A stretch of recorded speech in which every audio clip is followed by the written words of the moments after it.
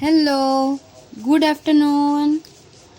चलिए आज हम हिंदी में चौथा चैप्टर सीखते हैं जिसका नाम है सोच अपनी अपनी।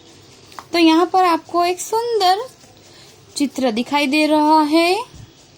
ओके, तो यह एक गांव का चित्र है। ठीक है, तो अब हम इस चैप्टर में यह बात सीखेंगे कि सबकी सोच अलग अलग होती है। सब एक सरखा या एक जैसा ही नहीं सोचते। ठीक है, तो यहाँ पर एक सुंदर गांव का चित्र है जिसका मैं वर्णन कर रही हूँ। तो ठीक से और यहाँ पर ध्यान देना है और सुनना है। चलिए, तो सबसे पहले हम बात करते हैं। यहाँ दिखाई दे रहे हैं घर। चलिए, तो यह बहुत छोटा सा गांव है क्योंकि यहाँ पर बहुत कम घर दिखाई दे रहे हैं और बहुत छोटी सी जगह है। सबसे पहले हम देखते हैं यहाँ पर कितने घर हैं। चलिए मेरे साथ गिनिए, 1 2 3 4 और 5। कितने घर हैं यहाँ पर? 5 घर है। यहाँ पर एक मंदिर भी है। बहुत सुबह सुबह का वर्णन किया गया है क्योंकि हमें कैसे पता चलेगा? तो हमें पता चलेगा यहाँ से। आप देख सकते हैं कि सुबह सुबह में सूरज अभी निकल रहा है। पक्षी अपने घोंसलों में से बाहर निकलकर आकाश में घूम रहे हैं और यहाँ पर चरवाहा अपनी भेड़ बकरियों को लेकर यहाँ पर चरवा रहा है, चराने आया है। तो इस माहौल से हमें मालूम होता है कि यह एक सुबह का दृश्य दिखाई दे रहा है। यहाँ पर बहुत सारे पहाड़ है। वैसे तो बहुत हरियाली है गांव में, पर उसमें भी 2 बड़े बड़े पेड़, जो सबसे बड़े हैं नारियली के पेड़ है, दोनों दिखाई दे रहे हैं। फिर एक किसान है। तो यह किसान अपने खेत की ओर जा रहा है और यह उसका पाड़ा हुआ यानी कि उसका वफादार कुत्ता है। ठीक है, तो यहाँ पर एक सुंदर बागीचा भी है जहाँ बहुत सारे फूल खिले हुए हैं। आपके जैसे छोटे छोटे बच्चे यहाँ पर खेल रहे हैं। एक छोटी सी बच्ची यहाँ पर तितलियों को पकड़ रही है। यहाँ बहुत सारी रंग बिरंगी तितलियां भी दिखाई दे रही है। तो यह हुआ इस चित्र का वर्णन। ठीक है, गांव बहुत खूबसूरत है। तो आज के लेक्चर में हमने पहले यह चित्र का वर्णन देखा। अब हम एक सुंदर सी वार्ता सुनने वाले हैं। आपके स्वाध्याय में दी गई है। चलिए दूसरा पेज ओपन कीजिए। वहां प्रश्न नंबर 3, चित्र के आधार पर प्रश्नों के उत्तर दीजिए। मैं अभी आपको प्रश्न के उत्तर यहाँ पर दे रही हूँ। ठीक है, तो चित्र में सबसे पहले व्यापारी क्या ले जा रहा है? तो मैं आपको प्रश्न के जवाब नहीं दूंगी, बल्कि आपको पूरी कहानी सुनाऊंगी, जिससे क्या होगा, सब बात आपको पता होगी तो हर प्रश्न के जवाब आपको आ जाएंगे। उसके लिए हमें वार्ता तो आनी चाहिए ना। तो आप सब तैयार है वार्ता सुनने के लिए? चलिए, तो एक छोटा सा गांव था। वहां एक व्यापारी था जो बहुत सुबह सुबह में एक टोकरी में बहुत सारी टोपियां लेकर जा रहा था। चलते चलते वह एक से दूसरे गांव में टोपियां बेच रहा था। दोपहर का समय होता है और व्यापारी बहुत थक जाता है और वह एक गांव में पहुंचता है। तब वह पीछे टर्न कीजिए पेज, यहाँ देखते हैं।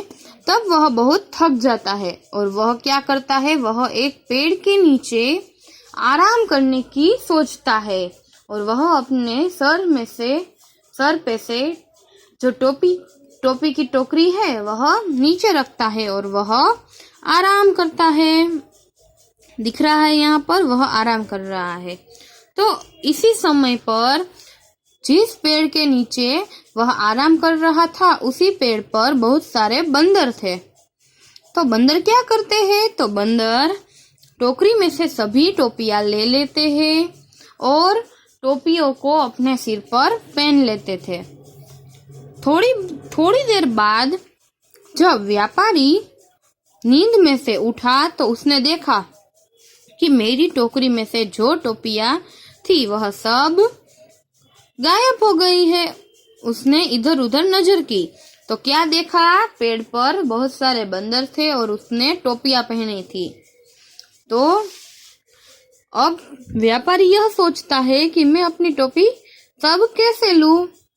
तो वह एक युक्ति करता है। वह अपने सिर में जो टोपी पहनी थी वह फेंक देता है। उसे देखकर बंदर भी यह करते हैं कि अपनी टोपी फेंक देते हैं, क्योंकि बंदर को तो बहुत इतनी अकल नहीं होती है ना। तो वह भी अपनी टोपी फेंक देते हैं और व्यापारी झट से सब टोपियां है वह इकट्ठा कर लेता है और अपनी टोकरी में भर देता है। और इस तरह से उन्होंने अपनी सारी टोपियों को वापस ले लिया। ठीक है, तो यह कहानी में हमें क्या सीख मिलती है कि हमें जरूरत आने पर दिमाग का भी उपयोग करना चाहिए। हर बात में हमें केवल बल का प्रयोग नहीं करना है। ठीक है, साथ ही साथ हमें मगज यानी कि बुद्धि का भी प्रयोग करना रहेगा। चलिए, कैसी लगी आप सबको कहानी? मजा आया ना? चलिए अब पेज टर्न कीजिए। तो नीचे दिए गए चित्र के आधार पर 5 वाक्य लिखिए। तो यहाँ आपको कौन सा चित्र दिखाई दे रहा है? तो यह एक बागीचा है, उसमें 2 बच्चे खेल रहे हैं। यह लसरपटिया है, फिर यहाँ पर बहुत सारे फूल पौधे हैं, फिर झाड़ है, पहाड़ है, यहाँ पर सभी जगह पर हरियाली है। तो यह सब आपको यहाँ नीचे लिख देना है। ओके, समझ में आ गई मेरी बात? ओके, चलिए आज का लेक्चर यहाँ पर हम समाप्त करते हैं। उसके पहले एक और कहानी है जो आपको सुननी है, और यह कहानी है पेज नंबर 26 पर। दिखाई दे रही है ना, पेज नंबर 26। तो यह तो एक सुंदर कहानी है, बहुत छोटी कहानी है, मैं सुनाती हूँ आपको। उसके पहले पेज नंबर 27 पर देखिए, यहाँ पर यह पूरी कहानी लिखी है। आपको उसमें यह फिलअप करना है कि कौन सी खाली जगह में कौन सा नाम आएगा। मैंने यहाँ पर एग्जाम्पल के रूप में 2 खाली जगह पूरी है। एक बार की बात है, 2 बिल्लियां थी, एक सफेद और एक काली। यहाँ से मैंने लिया है दोनों शब्द।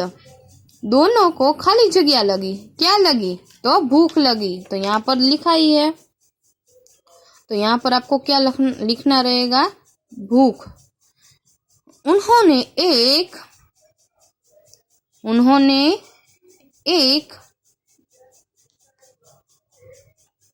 क्या मिला? रोटी मिली। वे एक रोटी के लिए खाली जगह लगी तो झगड़ने।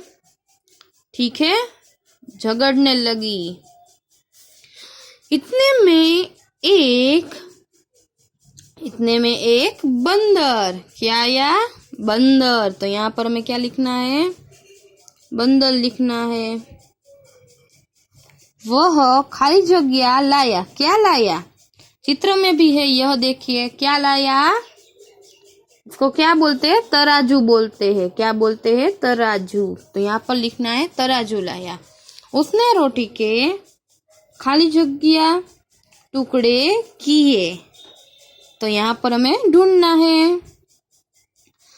2 टुकड़े किए।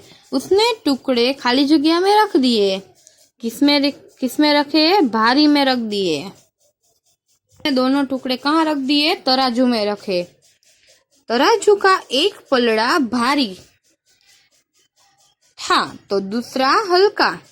उसने भारी पलड़े के टुकड़े में से थोड़ा सा टुकड़ा तोड़कर खा लिया। इस तरह से उसने सारी रोटली खा ली। दोनों बिल्लियां को बहुत पछतावा हुआ। तो यहाँ पर इसका चित्र में वर्णन है और यहाँ लिखित में वर्णन है।